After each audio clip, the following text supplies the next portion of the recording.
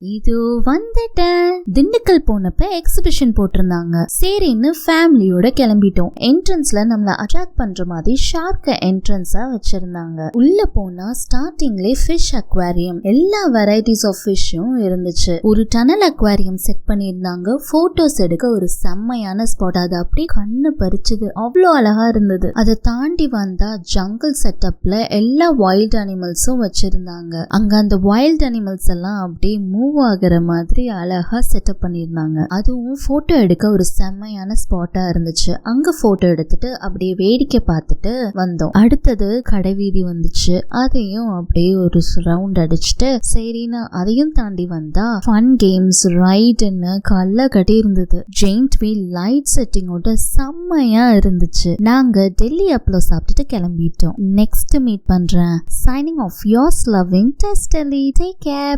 பாய்.